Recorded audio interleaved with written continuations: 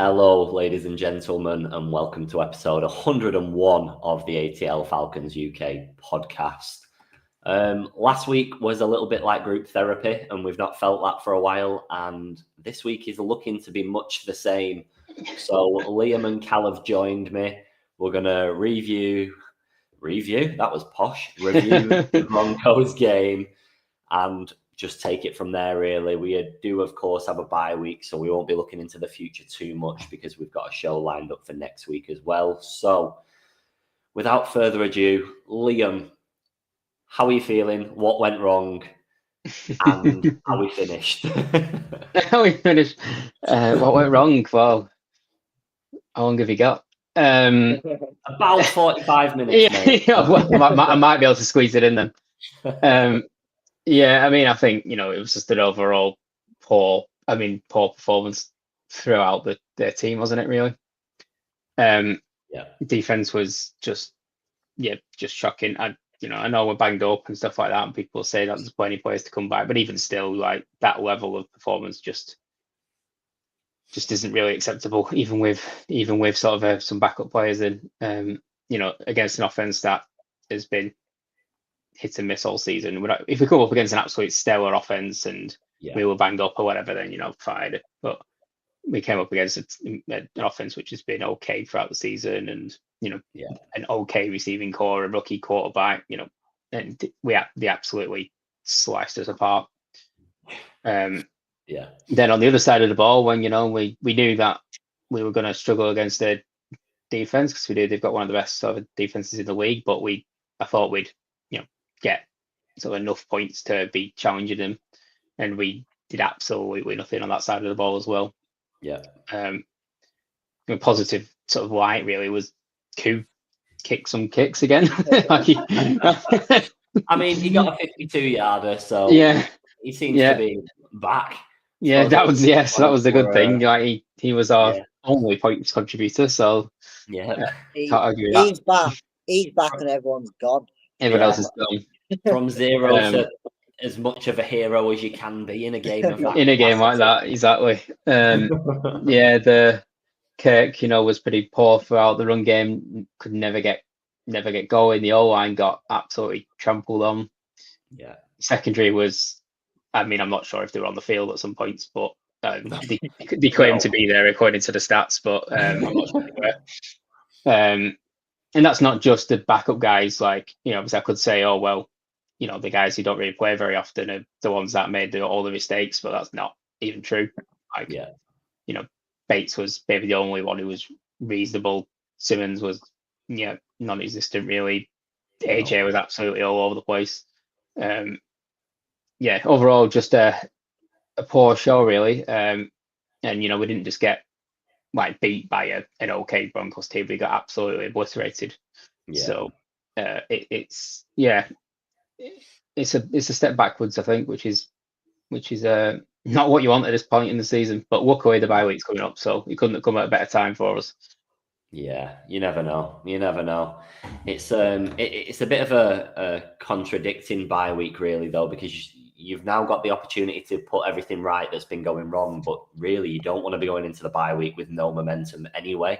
And on the back of 2 losses on the bounce, it's not looking pretty, is it? So, but health-wise, I think it's the best time, isn't it, for us to have a bye week, just to an extra week for whoever's going to recover. So that's the main point. And hopefully, if this is a slump or a bad form, the bye week might be a bit of a reset for us, hopefully. But we'll see how that goes.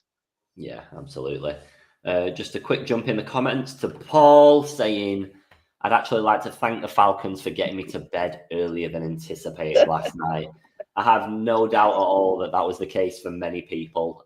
Myself and Cal had been to watch England play the Republic of Ireland at Wembley, and we were driving back whilst the game was on, so we were watching it on our phones in the car. Neither of us were driving, just to confirm. We had a third person who was doing the driving. We weren't on the motorway going like that. And then by the time we got back to mine, it was the last quarter. And should the game have been competitive, we would have watched it together. And I was like, Cal, you're not coming in. And Cal was like, no, I'm not coming in. I'm going to bed. So we both did the same thing. We were like, nah, it's not worth it. But yeah, go on, Cal. Give us your rundown from what we suffered in the car together. Yeah, it was basically from start to finish. It was pretty embarrassing. I think you can put that down as an embarrassing defeat. We've been so close in like many games, even ones we've lost by a couple of points here and there.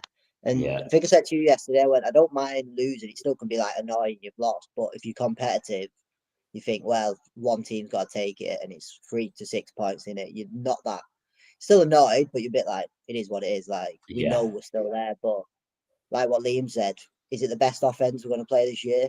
Absolutely not. No, is it the best defense not we're even going to play this year? It's up there with a very good defense, but I still don't think it's one of the best we will play or even have played so far. Putting 6 points against them, and then was it 38-6 in the end? Yeah. 38. I think that's what I mean. I couldn't even remember the score. I didn't want to remember the score. But for them putting 38 points, not even with, I feel like they were even in first gear at times. It's like they could have probably put more points on the field if on the score if they wanted to. It was just bad.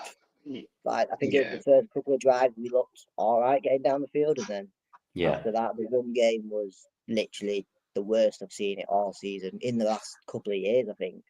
Yeah. I think it was I don't know if you've got the stats up about how many yards we ended up running.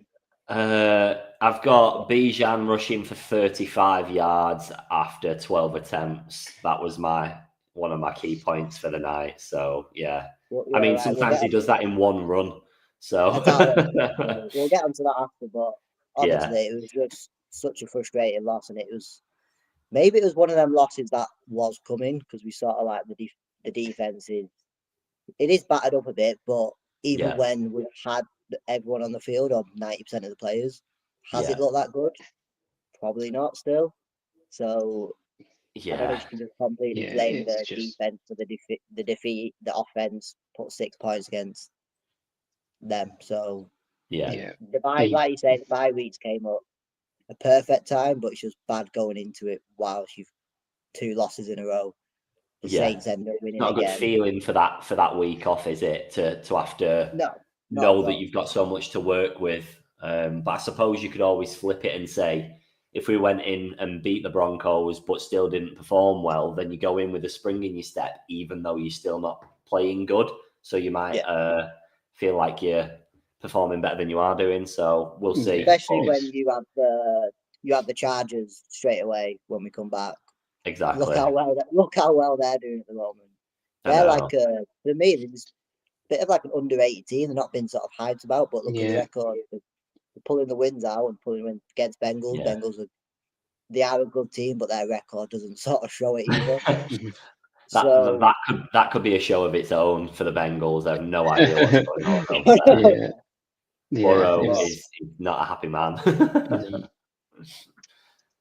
Just go ahead, Paul. I mean, I was looking at because Bo Nix's stats, obviously, like he's had a decent game last week against Kansas, and before that, his only real good game, like where he was anywhere sort of near what he was last night, was against Carolina, and that really just says a lot about how they've been.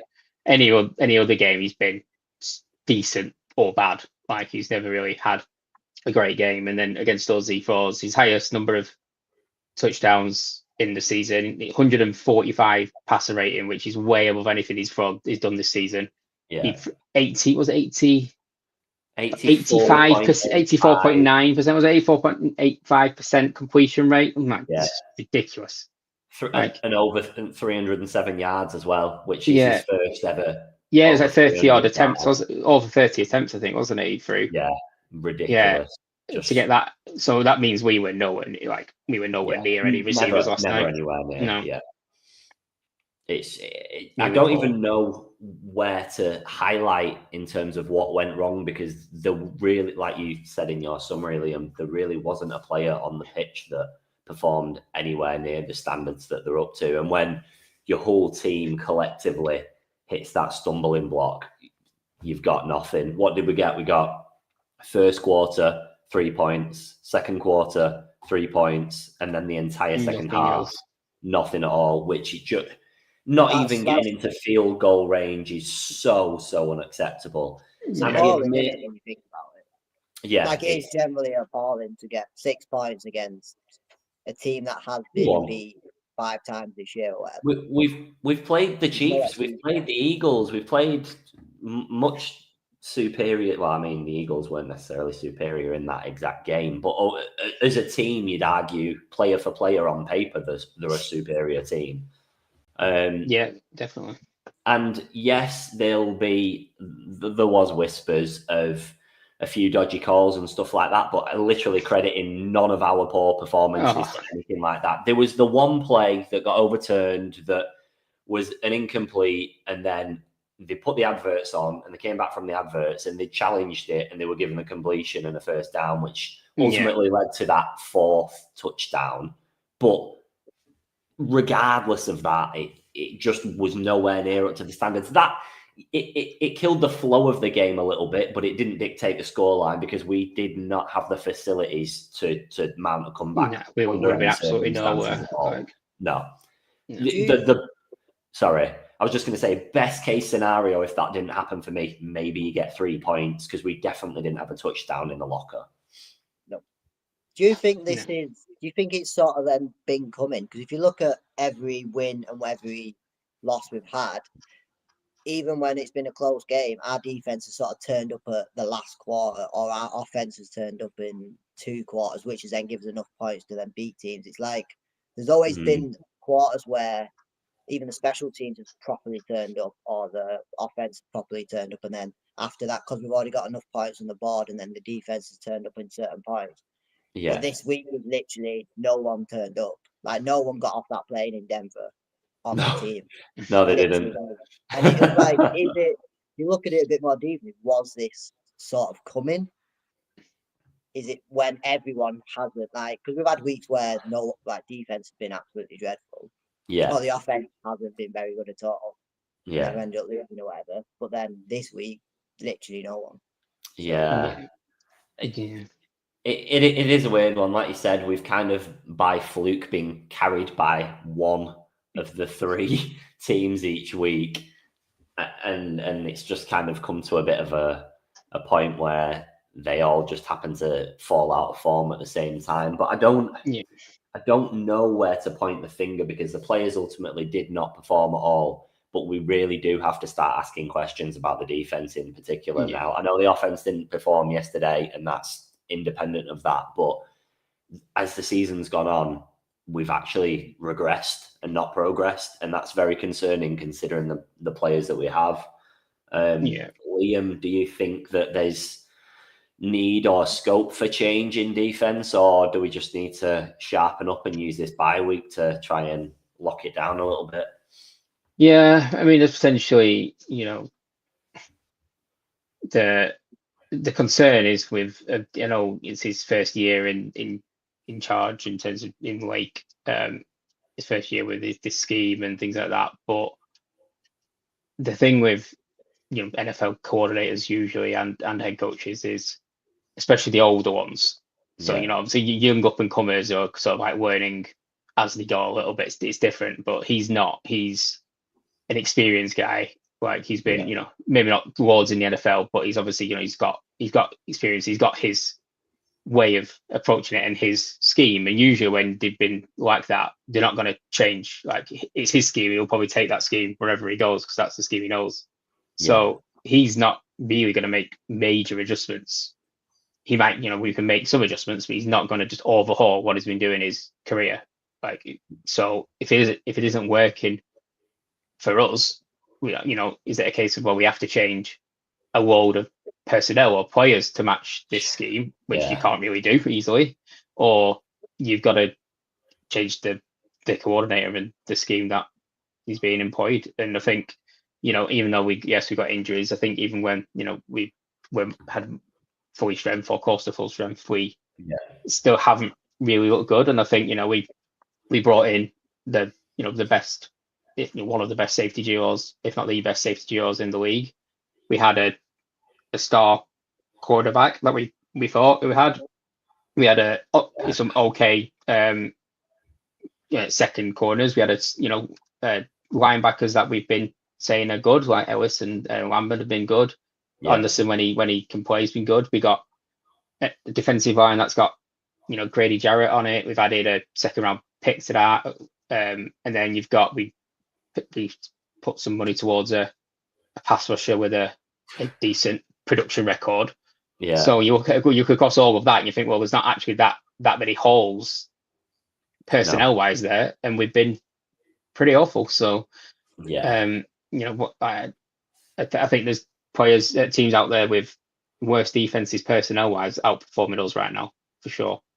Oh, without a doubt. Yeah. And I think that's the most concerning thing, because when you look at our rosters over the last 5 or 6 years, you could have justified and found acceptable some of these performances, but we've actually started to sharpen up, and we're still not benefiting from it. And I understand, like you just said then, yes, new coordinator, new scheme, new system, but it shouldn't take 11 weeks of a season to establish a play style under any circumstances. They had a whole off season as well, so and it shouldn't be getting worse, which is what's happening. Yeah, exactly. It's actually going backwards, like performance wise. And on the other side of the ball, and what kind of comes from the defense a little bit is, it seems to me like if we don't run the ball well, we are struggling. Like if we're forced to chase the game, we seem to struggle with that. And I think that's because obviously a lot of our game comes from, with Kirk in particular, it comes from the play action. Yeah. And that's where we seem to be at our best. When Kirk says best all season has been play action passes. And for a play action pass to be successful, you have to obviously have a run threat that the other team's scared of, because otherwise they'll just think it's play action, because they'll just think, well, they're not going to run it again because they're so far behind. The run game's not working. They're obviously going to pass it, and they're going to guess that it's the quarterback keeping the ball most of the time. When we've got a run threat and we add that play action, teams are biting on it so often because they're scared of Bijan running a 10, 15 yards every time. Yeah. But when we have to go to just a pure pass, we're not looking good. And that's a bit of a concern for me, is that can easily happen against a team that gets ahead of us. I don't know how we caught it back without just having some miracle passing game, which I just don't think we've got in the locker at the moment. No, and what's concerning is that there was a lot of occasions yesterday where Kirk did have time from the eye test. There was multiple times where he stood there and he was like twisting. Yeah. And he's not pulling the trigger, but obviously in turn, the routes that he's expecting to be made are also not there. So he's getting a lot of the finger points, obviously, because he's the quarterback, but ultimately there's also nothing to throw to. Like, who do you, where does the blame lie? And I think teams are, with the defensive approach to us, certainly on the defensive line, with the linebackers, defensive ends, a lot of teams in the league now, when they're facing like the quarterbacks, they have to set the edges and block. Even not even like people like Lamar Jackson, is obviously like, these bit different stuff in running, but just quarterbacks who are mobile enough to step left and to step right. Even like your Baker Mayfields and stuff, he's not like a mobile machine, is he? But he gets out of the pocket to make a pass. Like he just goes left, he goes right, gets out of the pocket. Most defenses are having to like consider that against nearly every quarterback in the league, and they're having to set the edges and contain the quarterback. And then obviously you've got West coming through the middle. Against us, when you just look at it, they're all going straight through the middle because Kirky's going to be there. He isn't going to be out of the pocket. Exactly. He cannot get out of the pocket physically. So they're just pounding us in the middle with all this. Like defensive ends are going straight through the middle, just trying to bull rush because they know 100% they don't even have to worry about a quarterback going on the outside and making a 20-yard run, which a lot of quarterbacks nowadays can do. They just don't consider it. They just go straight up the middle. Everything on them tackles and guards, and then Kirk's there. Well, ultimately, that's results in the 4 sacks that he received again yesterday, which the sack count has slowly been creeping up, not in our favour. And that is the point really there, was obviously when you're saying he's there keeping the ball, is the only way to get out of that, or to not do that, is he has to get the ball out quickly. Because they're going to come for him, and we have to have the ball out quickly. And if he's got the ball for a second longer than we can afford, he's going to get shut down on so many plays. Yeah, absolutely. And what once your boys have all run the routes, and then they're stood in place with a safety or a cornerback next to them, they're going nowhere else. And he's not going to extend the play because he can't extend the play. So it has to be coming out fast. And I don't know whether our offensive scheme is allowing for it. If it is, if we are doing that and our intention is to get the ball out fast with our routes that we're running, something's going wrong. Or Kirk's not seeing it. I don't know. Yeah. God knows what it is, but it doesn't look good, does it? No, it doesn't. It really was a rough one. I was just running through some of their offensive stats there, just as a counteractive to ours, and honestly, nobody on their offense statistically really balled out as such. It's just Bo Nix was given the leniency of just being able to do a little bit to every single person, which is arguably even more concerning, because it wasn't like one player was absolutely blitzing us. It was just everyone. And he just had that luxury. So I know that was not on the back of the point you were making, but it's just so rough to watch.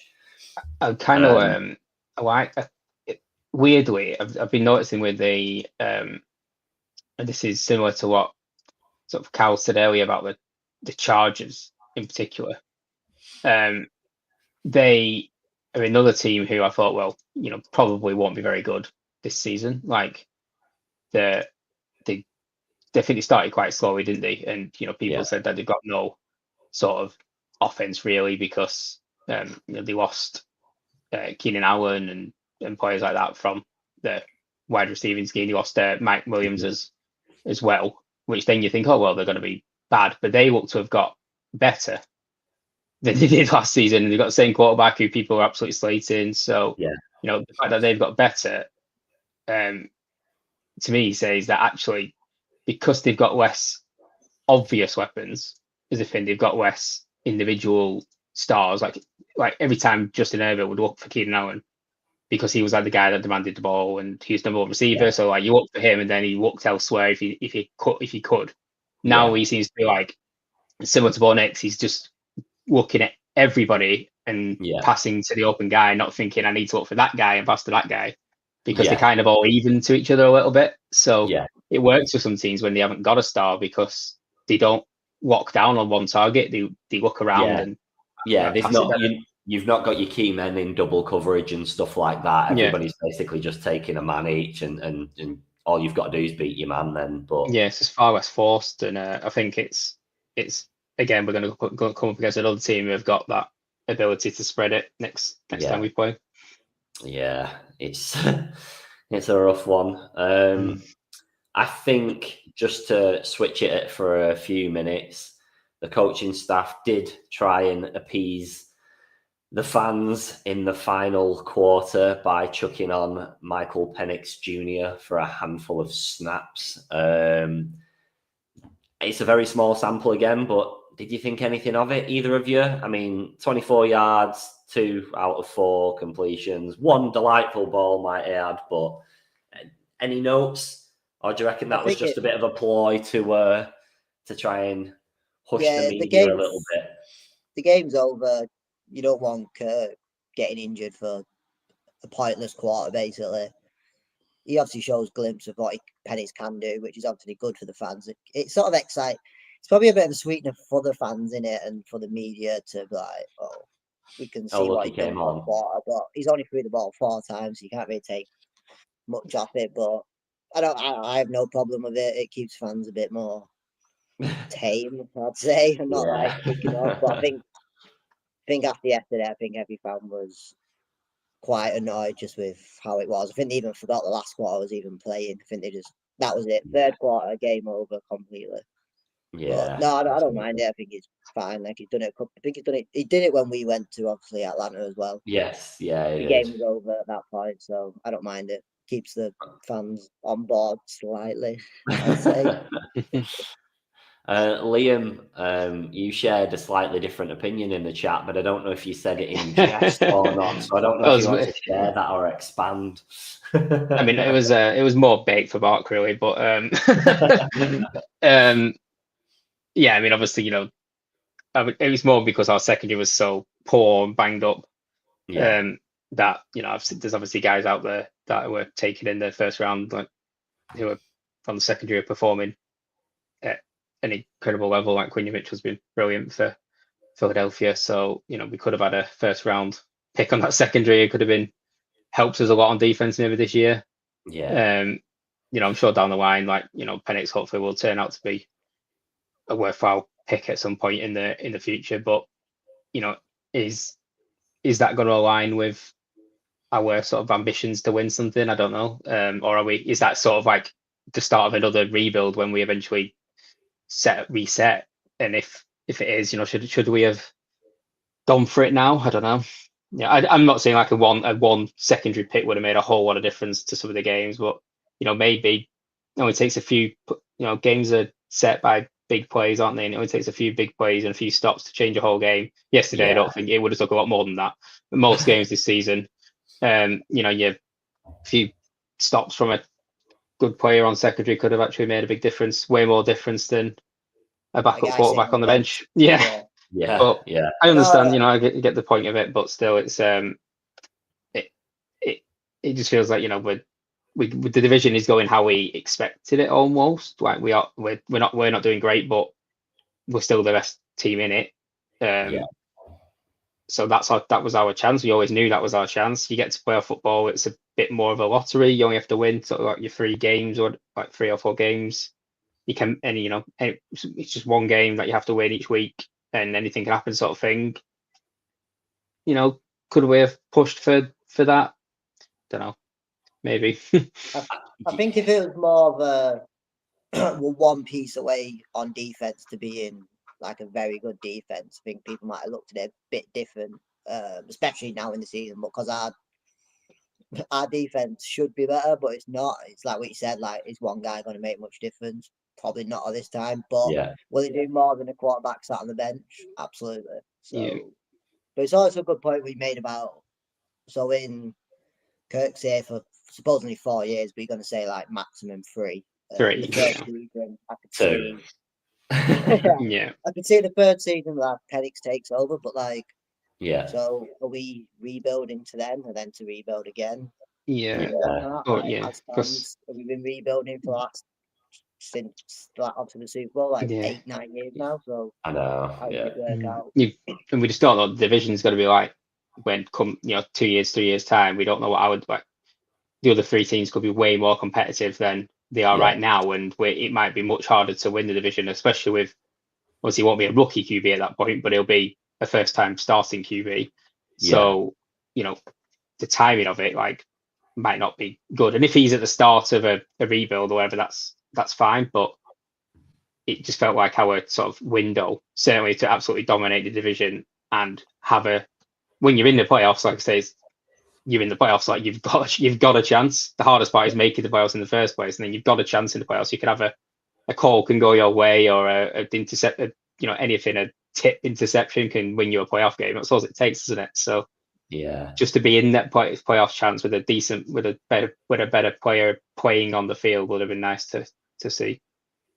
And I suppose that is the only silver lining that we have at the moment in time, that we're coming off the back of 2 losses, but we are somehow still comfortably top of the NFC South. You've got the Bucs on 4-6, obviously a game behind us because they've just had their bye week this week.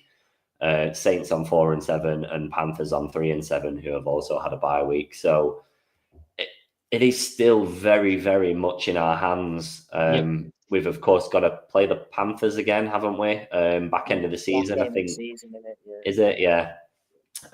So realistically, you're expecting to win that one at least. And from there, when you look at it, you need to win probably 3 of your last. I said 3 wins would win the division. Because you have the record as well. But then you're looking at who we've got: Chargers, Vikings, Washington. can't remember who else, but it's if you looked at them now, if you said to me, "Are we going to win any of them 3 games?" It'd be 3 losses straight away. Yeah, not straight away. Something can change, but as the way we're playing now, do I think we're going to win them 3 games? Absolutely not. No, I did have a look at the. It's quite interesting, really, in terms of like divisional leaders, as if the leaders of each division across the NFL. The points differential. I don't know if you've looked at the points differential across the NFL, but in terms of like the leaders, like you've got the Buffalo Bills are plus 106. Yeah. Steelers are plus 71.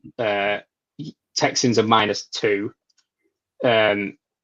The Chiefs are plus 49. The Eagles are plus 80. The Lions are plus 159. The Cardinals are plus 18. We're -30. Jesus.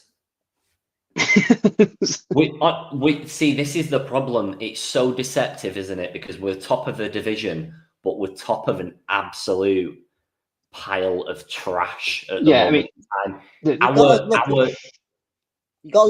The Saints are plus 2. You got to look at the 4 wins. Yeah. 4 wins. 4 of our 6 wins are in the division as well. Yeah. No, of course.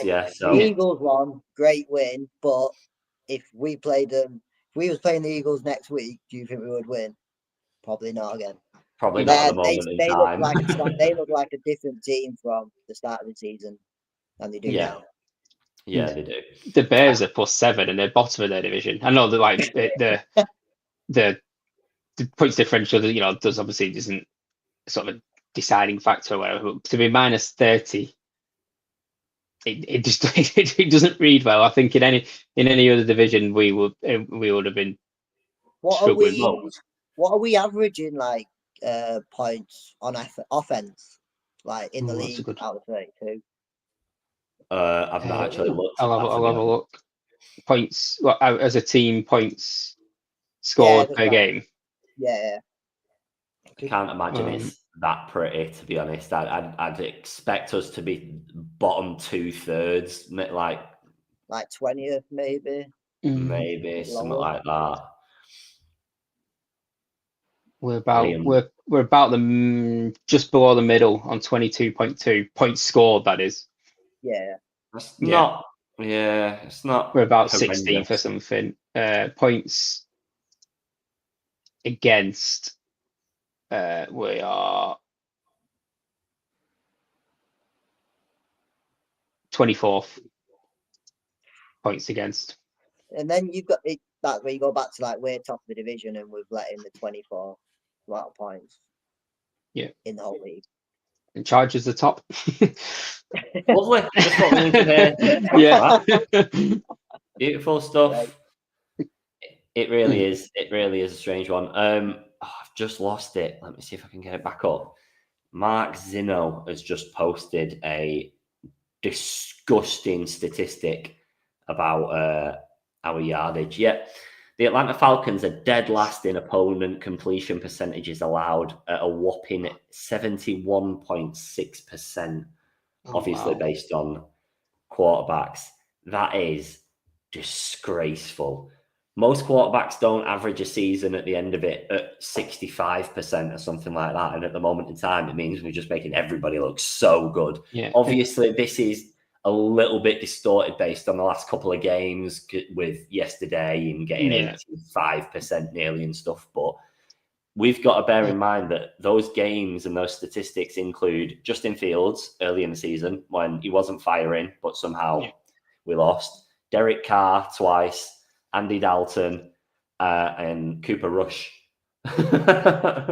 Yeah. So, and then obviously Bo Nix yesterday. We've got to this kind of like backs up what we've been saying all season is that what we're allowing constantly is short to intermediate, easy throws. Yeah. And again until they get down the field. And that is evidenced by a completion percentage against us of that nature, because obviously we're not pressing, or we're just going backwards. We're in the run like a curl route or a slant that gets them 10 yards or 8 yards or 5 yards or whatever, like nothing usually major. And they're just taking it, and any quarterback in the league can throw that ball. Yeah. And that gets them a high completion rate, and they just go down the field, play by play by play, get a touchdown, and repeat. Like, there's only really the Saints who obviously went over the top with some big balls last week that we've actually allowed anything like of that nature. We're not really allowing too much of that. We're just allowing them to progress down the field with small runs, small passes, and they just get there. It's so soft. It's like we're just backing off like every single play. Yeah, the drives happen so fast as well. One of the, I won't quote which one it was yesterday, but there was a set of drives yesterday, and the Broncos went from their 13 to our 20, and I swear to God, I blinked, and they'd done it, and it was just like 7 yards, 8 yards, 7 yards, 14 yards, 7 yards, 8 yards, and I was like, what? Like, we're not even trying. We're not even being bold and just going for a blitz and just taking a gamble and stuff. We're literally just allowing those pockets of space. Allowing it to happen. Yeah, we're defending the deep ball and just allowing them to take the easy ones until they get to the end zone. Which it's perception, no doubt. But for me, it's 100% worse, because it's like that level of progression builds confidence as well. Whereas if you force them to go for the deep ball, yes, they might hit 1 in 10 or something like that, but the confidence is building when they're doing the 7 yards, 8 yards, 7 yards, 8 yards, getting your quarterback in a rhythm like that, where he's just pocket. Like, it's not good. I'd much rather him having to be going over the top, pinging it, and missing 2 out of 3 here and there, but maybe getting a 40-yarder every now and again, because the confidence is built on what's happening the most. And if he's not being able to make it, then surely that's where your mindset's at. It's bonkers to me. Especially against the likes of people like Bonnet, who are rookies, or we faced some quarterbacks who are probably less confident about going for like deep balls. And what you want to take away from a rookie is what the first thing he's going to look for is the short, easy ones, because that's his safety net for rookies. That's what he wants to. That's exactly what he wants to throw every time to get confidence. He's not going to look for deep balls, because obviously he's not, he's got the experience to look for it. Like, he's just going to go, I'll take the open guy short every time, because he builds his own confidence, and it just, it's just easier. And then when he comes up against a defense who basically just gives it him every time, he just takes it every time. That's how you get 85% completions and 4 touchdowns. Yeah, it is. Very, very true. I think it's rough. Sorry, just to mention then, with the quarterback situation coming up, we've got a few top quarterbacks we're facing. Obviously, even Sam Darnold is pulling off at the Vikings at the moment. Yeah. Jaden Daniels pulling off at Washington first year. Yeah. You got Herbert next week. Justin next. You've got I'm trying to think. Vegas are probably the only one that we don't have a clue who's going to start at that game. But look at Bowers yesterday, making 130 odd yards, 1 touchdown, about 13 catches. And was it Minshew yesterday? Minshew. They'll just run him short like 50 times in a row. Absolute unit as well, to be fair. Yeah. So. Bowers, sorry, as a side note, Bowers is on for one of the greatest ever tight end seasons, statistically speaking, if his trajectory carries on in the path that he's on at the moment in time. That is mental stuff.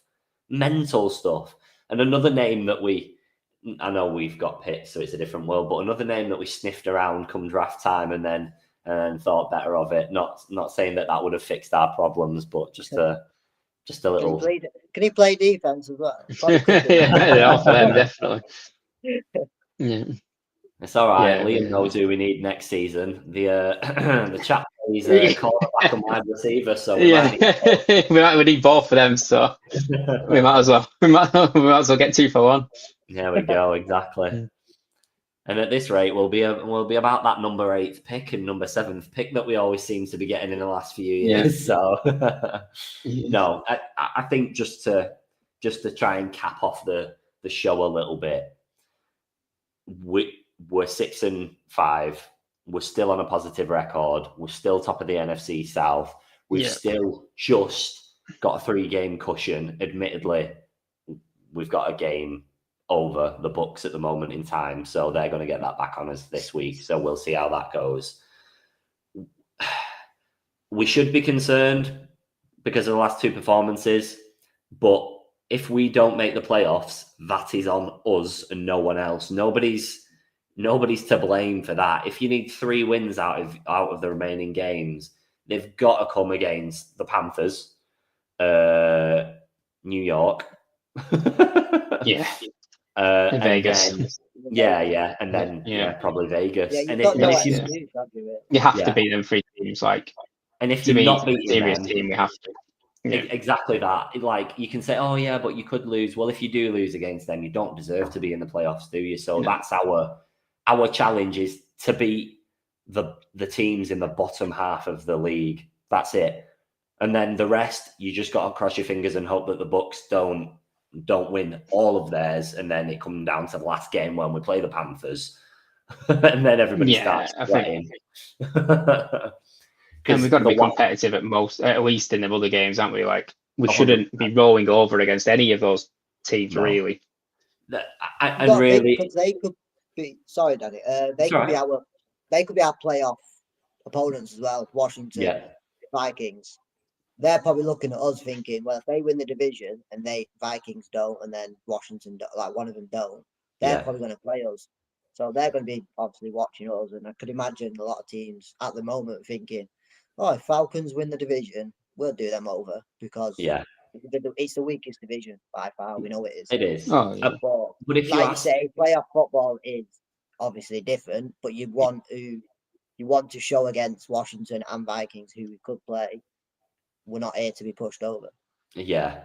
But that's where this is a weird season, because if you said that 2 weeks ago, you would have said all of those teams would have been scared to play against us. And all it takes is 2 losses back to back and a bit of a hiccup and a drop in performance by each of your teams.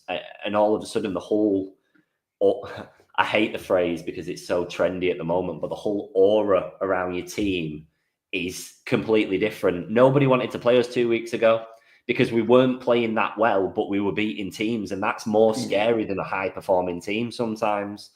Whereas now we're a little bit down in the dumps, and the Chargers will be licking the lips at the concepts of it, I think, after the few wins that they've had now.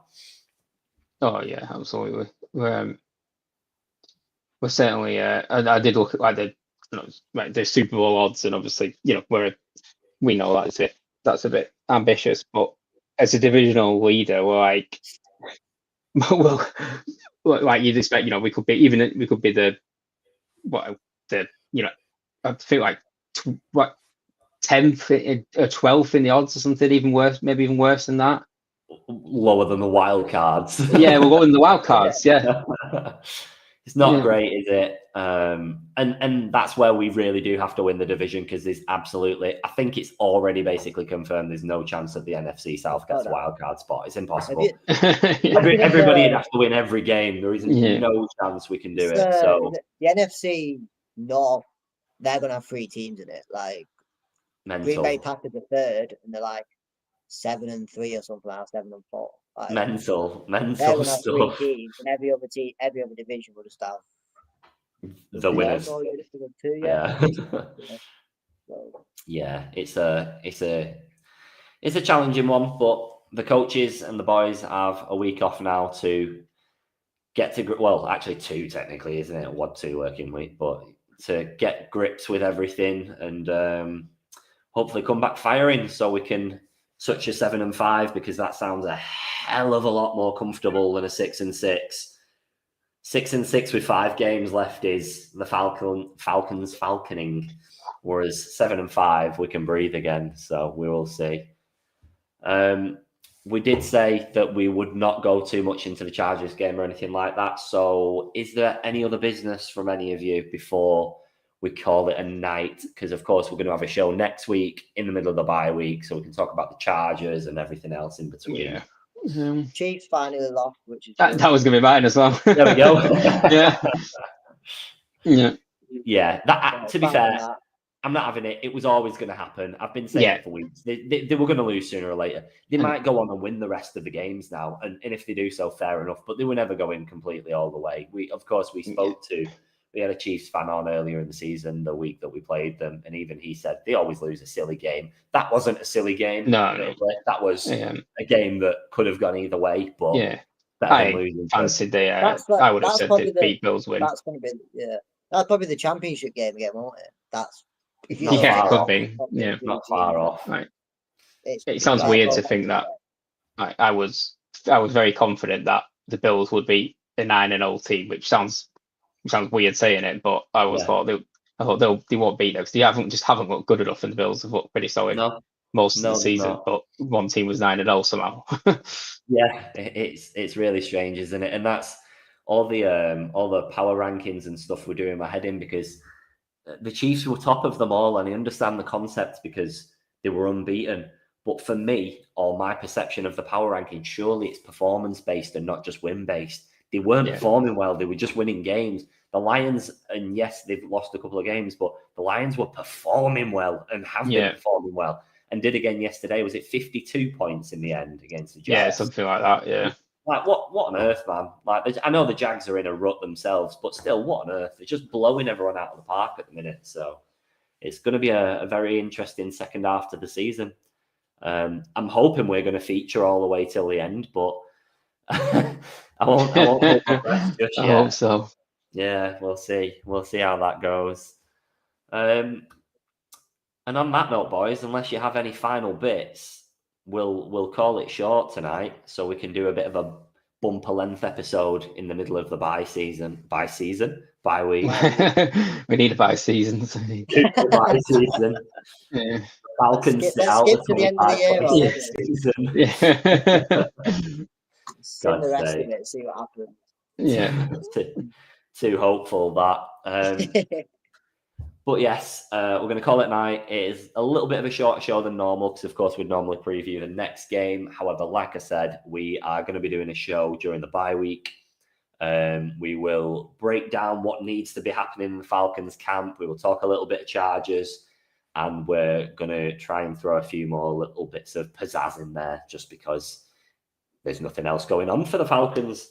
But it's been a pleasure. So thank you very much for joining us.